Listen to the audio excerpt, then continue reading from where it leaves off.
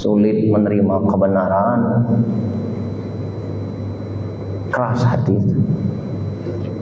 tidak mudah peka terhadap apa yang terjadi di sekitar.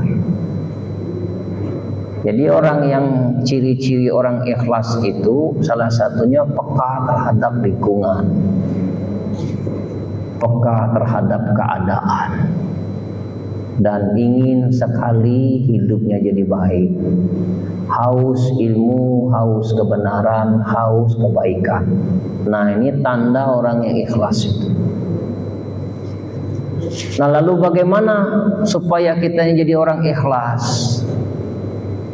Yang pertama, kalau kita ingin jadi orang ikhlas, ada orang, tidak ada orang, diketahui orang atau tidak diketahui orang, tetap berbuat baik. Jadi ikhlas ini harus dilatih. Jangan sampai kita berbuat amal soleh itu tujuannya adalah ingin diakui. Segala perbuatan amal yang sifatnya ingin diakui itu menandakan bahwa dia masih riya. Nah, sifat riya ini menandakan dia belum yakin bahwa Allah itu maha mengawasi, maha melihat, maha mendengar. Maka dia tidak puas kalau dia berbuat baik tidak diketahui oleh orang. Dia tidak merasa bahagia kalau perbuatan baiknya itu tidak diketahui oleh orang. Ini menandakan bahwa dia belum ikhlas. Kenapa? Orang yang ikhlas itu satu, wa kafa billahi syahidah, cukuplah Allah sebagai saksi. Nah, hidup orang seperti ini dia tidak peduli lagi dengan pujian, tidak merasa terhina kalau dihina. Kenapa? Karena tujuan cuma satu, Allah. Nah, jiwa kita belum sampai ke sana. Jiwa kita tuh belum sungguh-sungguh ke Allah. Karena kita masih berharap, karena kita masih bersandar kepada makhluk, kita masih bersandar pada pengakuan makhluk. Nah, yang kedua, tanda-tanda orang yang ikhlas itu tidak selalu ingin minta dihargai. Jadi orang yang ikhlas itu ketika sudah berbuat baik, dia tidak selalu minta ingin dihargai, apalagi ingin diperlakukan spesial dalam hidupnya. Kenapa demikian? Karena dia tidak lagi peduli dengan sikap makhluk, dengan perilaku makhluk kepadanya. Karena bagi orang-orang yang telah menghidupkan rohaniyahnya itu, dia tidak sibuk lagi dengan sesuatu yang zahir. Dia telah fokus kepada ruhaniyahnya. Kenapa? Karena yang bakal kembali kepada Allah itu adalah ruh kita kepada Allah. Tubuh kita ini kalau telah meninggal atau ditinggalkan oleh ruh, maka tubuh ini akan hancur bersama bumi, hancur bersama tanah ini. Nah, yang ketiga, tanda orang-orang yang ikhlas itu tidak selalu minta diterima kasihin. Ketika sudah berbuat baik, dia tidak berharap agar orang itu mengucapkan terima kasih.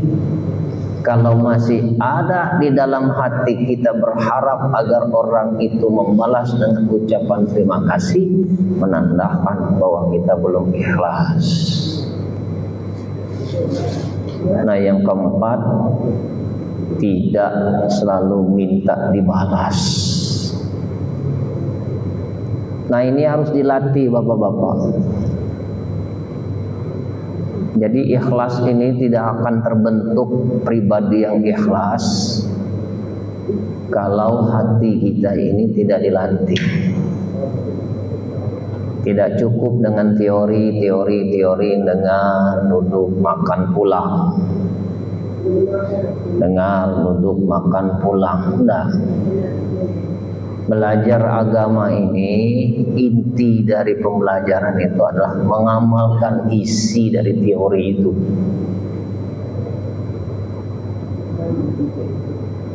Jadi kalau kita sudah berniat menuntut ilmu itu, tidak hanya cukup mendengar, tapi diamalkan. Kalau cuma mendengar saja dan diamalkan, tidak ada guna. Habis waktu itu. Kenapa harus diamalkan?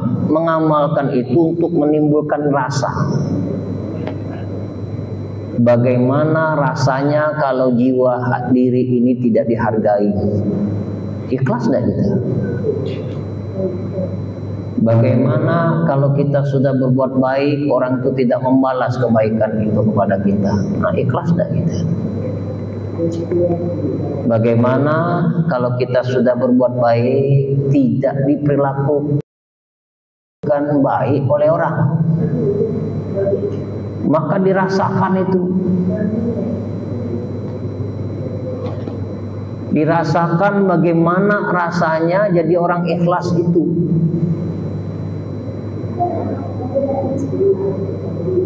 Maka apabila kita banyak beramal tapi tidak ada ikhlas di dalamnya, bagaimana mungkin ruhaniyah ikhlas, arwah, ruh ikhlas itu akan sampai kepada Allah, sementara kita tidak memiliki sifat itu. Jadi orang ikhlas itu berat. Tapi ada lagi yang lebih berat daripada ikhlas itu, jujur. Mana yang lebih tinggi derajatnya antara ikhlas dan jujur? Apa Pak yang lebih tinggi? Ikhlas atau jujur?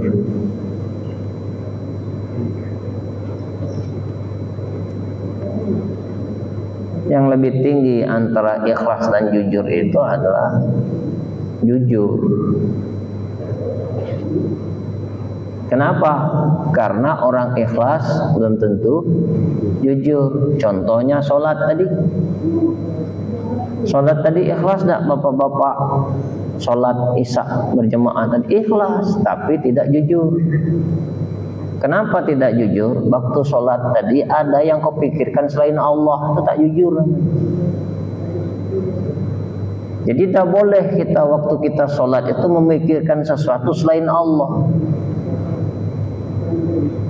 Begitu sudah berniat, di ujungnya lillahi ta'ala, itu tidak boleh lagi ada yang kau ingat, ada yang kau kenang, ada yang kau pikirkan selain Allah. Apabila di waktu sholat itu ada sesuatu yang kau bayangkan, yang kau kenang selain Allah, maka besar kemungkinan orang ini tak jujur sama Allah. Nah, yang tidak jujur ini tidak disukai oleh Allah. Apa buktinya orang yang melakukan sholat tidak jujur? Akhlaknya tidak berubah. Akhlaknya tidak berubah. Banyak orang yang sholat tuh banyak sholat nih. Tidak diragukan lagi sholat itu ramai. Tapi yang jadi permasalahan ini, kita mengamalkan tidak isi dari sholat itu. Apa isi sholat itu? Inna sholata tanha anil fasya'i wal munkar wala zikrullahi akbar. Sesungguhnya sholat itu mencegah diri dari perbuatan keji dan mungkar. Mengingat Allah itu adalah ibadah yang paling utama. Jadi kalau kita sudah sholat, kita tidak mengamalkan isi sholat itu, dikutuk oleh Allah. Fawailul lil musallin. Celaka orang yang sholat, yang lalai dari sholat. Nah, ini orang yang melakukan sholat, yang lalai dari sholat itu, di dalam hatinya tidak ada nilai ikhlas. Tidak ikhlas. Sehingga sudah sholat selesai, Allahu Akbar, Allah Maha Besar. Mulutnya saja Allah Maha Besar, tapi hatinya masih membesarkan diri, masih angkuh, masih sombong, masih egois, dan nyambung. Alhamdulillahi Rabbil Alamin, segala puji bagi Allah. Bawaan kerjaannya itu ngeluh terus, bohong lagi kau. Ihdinas siratal mustaqim, ya Allah tunjukkan aku jalan yang benar, tapi jalan hidupmu itu tak benar.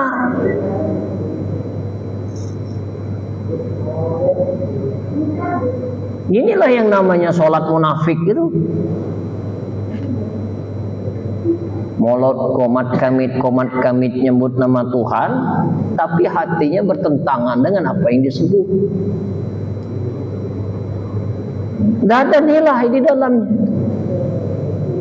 Habis waktu kita beramal soleh, tapi tak ada bebekas.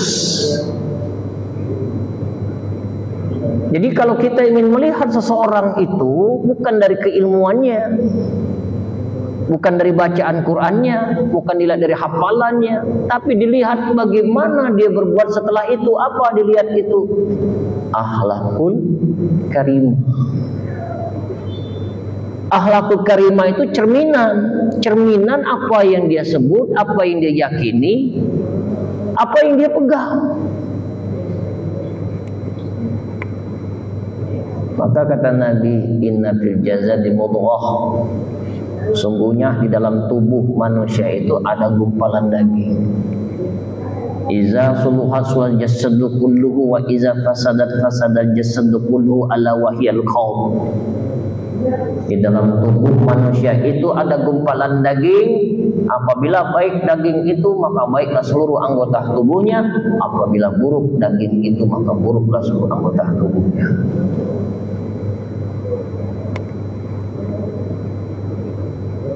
Maka tubuh ini cerminan hati.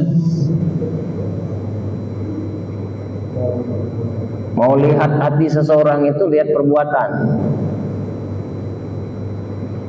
Kalau perbuatan gerasa gerusuk, hati itu gerasa gerusuk.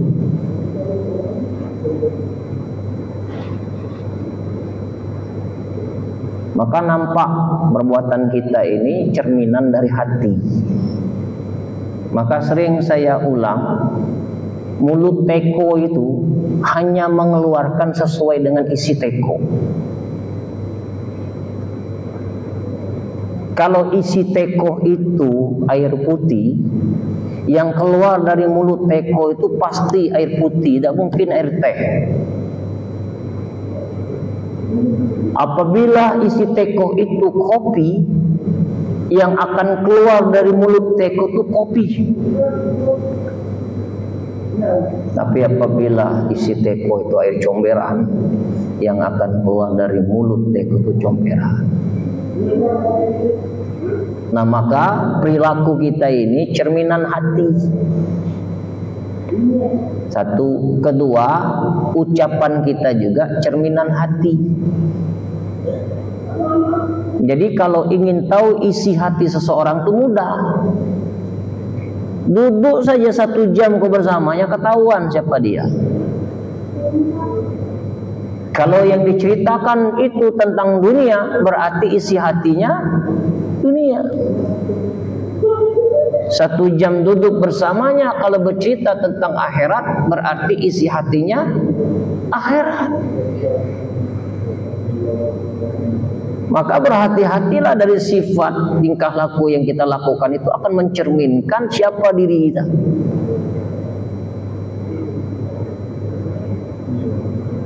Nah, itu menandakan bahwa hidup kita itu belum dapat hidayah. Nah, hidayah itu mahal, bapak-bapak. Hidayah itu Allah berikan kepada siapa yang dikehendakinya. Dan hidayah itu datang kepada siapa yang dikehendaki dan tidak datang. Allah yang memberikan hidayah itu kepada siapa yang dikehendaki.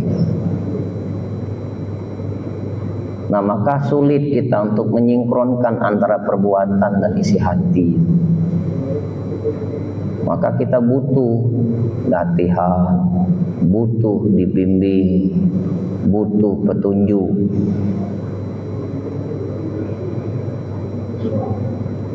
Nah, jadi belajar tasawuf ini, bapak-bapak yang saya hormati, ibu-ibu yang saya hormati, tuan-puan, bukan cuma sekadar memperkaya ilmu. Belajar tasawuf ini adalah menghidupkan rasa. Jadi orang yang hati keras itu sulit belajar ilmu tasawuf. Kenapa? Nggak nyambung. Jadi otak dan hati itu belum nyambung. Kenapa? Hati masih keras. Tasawuf ini merujuk kepada akhlak. Jadi kalau orang belajar tasawuf akhlak buruk, nol berarti ilmu itu.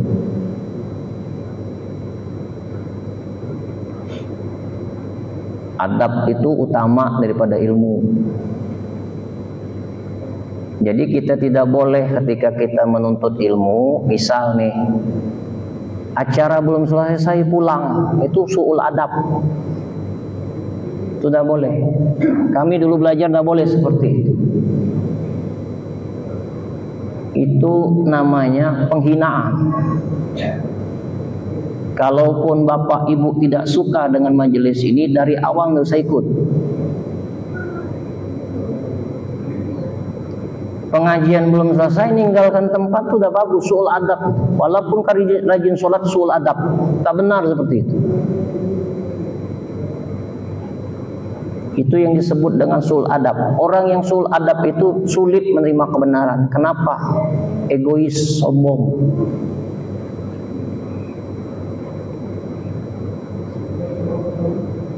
Jadi tasawuf itu akhlak, Pak. Jadi kalau kita belajar tasawuf ini jauh dari akhlak yang mulia, berarti gagal kita belajar. Karena tidak membuat hidup di hati. Kedua, ketika ada guru yang bicara, itu tidak boleh ngobrol gitu. Fokus. Mau belajar ilmu tasawuf, tapi kita tidak nyambung. Ngobrol, tidak nyambung ilmu itu. Orang yang nyimak saja belum tentu nyambung, apalagi tak nyimak. Habis saja waktu kita ini.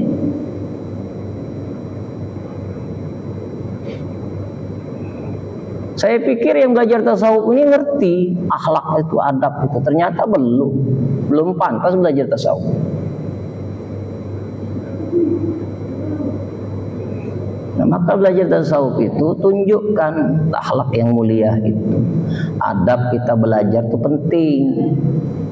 Kalau kita belajar tasawuf su'ul adab, maka ilmu itu akan masuk di hati. Kenapa? Ilmu itu bisa masuk ke hati apabila hatimu itu merendahkan diri di hadapan Allah. Serendah-rendahnya hatimu, tawadukkan hatimu itu, supaya ilmu itu akan mengalir kepada hati yang merasa tawaduk betul. Berharap betul ilmu itu bisa nyangkut di hati, bisa membekas di hati. Yang paling utama itu bisa diamalkan. Nah, pembicaraan kita nih bapak-bapak, ibu-ibu, tuan-tuan yang saya hormati, ini untuk bekal kita mati, bapak. Kita ini pasti mati. Tidak mungkin hidup terus. Kenapa kita harus mengasah hati ini, menghidupkan rasa ini? Nanti kalau kita mau meninggal dunia itu, bapak ibu, tuan puan yang saya hormati, itu ribuan godaan akan datang untuk membuat kita sesat. Kalau di hati ini tidak ada keikhlasan yang mendalam, maka cenderung orang yang ketika mau sakaratul maut itu tersesat. Kenapa? Hatinya belum hidup. rasanya belum ada. Nah, maka orang-orang yang belajar ilmu tasawuf ini umumnya di atas 50 tahun ke atas. Biasanya tuh begitu yang saya lihat. Jarang ada anak-anak muda mau belajar ilmu tasawuf, tidak ada. Umur 60, 70, ada yang 85 tahun belajar. Karena tak ada lagi yang dia kejar. Sudah pensiun. Bahkan hidupnya sudah sendiri, istrinya sudah meninggal, anak-anaknya telah pergi meninggalkan rumah dia sendiri. Dia membutuhkan ilmu ini, dia membutuhkan pelajaran ini untuk bekal dia nanti menghadapi mati. Jadi kalau umur-umur sudah di atas 40-50 itu tidak lagi dia mendalami ilmu syariat itu. Mungkin sudah hafal bapak-bapak di sini. Rukun sholat, rukun wudhu itu sudah hafal. Bahkan bacaan-bacaan sholat juga sudah hafal. Tapi kita tuh belajar tentang amalnya, tapi belum pernah belajar tentang isi amal tuh ikhlas. Nah, maka sulit kita itu akan mendapatkan ilmu-ilmu halus ini kalau hati masih kotor. Maka sudah pembahasan kita yang pertama kali kita jumpa itu tasawuf. Tasawuf itu memiliki 4 huruf. Ta, sod, waw, fa. Ta itu taib. Taib itu tobat dulu. Kita disuruh tobat itu apa maksudnya? Bukan cuma sekadar sholat tobat, banyak istighfar. Tapi taib di sini maknanya adalah engkau mengakui salah dan dosa, perbaiki kesalahan itu dengan kebaikan. Itulah makna taib itu. Nah, orang yang sudah menyesali dosa-dosanya, cenderung orang itu akan sami'na wa ata'na, tunduk dengan perintah Allah. Takut kalau dia nanti melanggar lagi perbuatan itu. Dan dia tidak cukup hanya mengaku aku bersalah, aku berdosa, tapi dia berusaha untuk memperbaiki dirinya agar dosa-dosa yang pernah dia lakukan itu diampuni dan dihapuskan dari Allah. Wa'ad bi'i sayyi'atal hasanat tamhuha, iringi perbuatan salah dosa itu dengan kebaikan.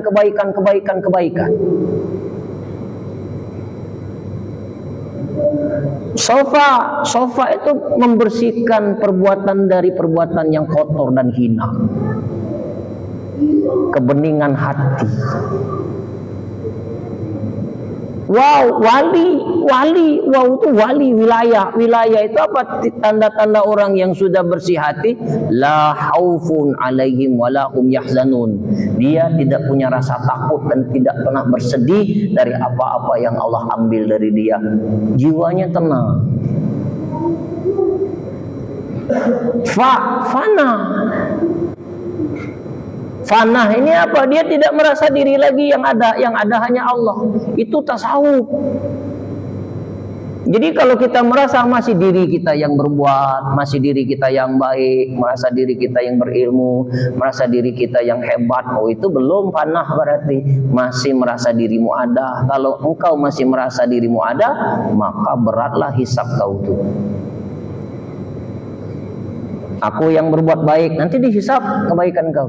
Aku yang berilmu, itu akan diminta pertanggungjawaban oleh Allah.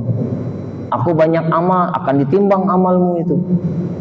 Kenapa? Kau merasa masih dirimu ada. Nah, dalam bab ini kita tuh belajar untuk melepaskan kemelekatan yang ada di batin kita ini. Melepaskan kemelekatan yang ada di hati ini. Apa yang lekat di hati ini, belajar untuk melepaskan. Yang sulit itu melepaskan.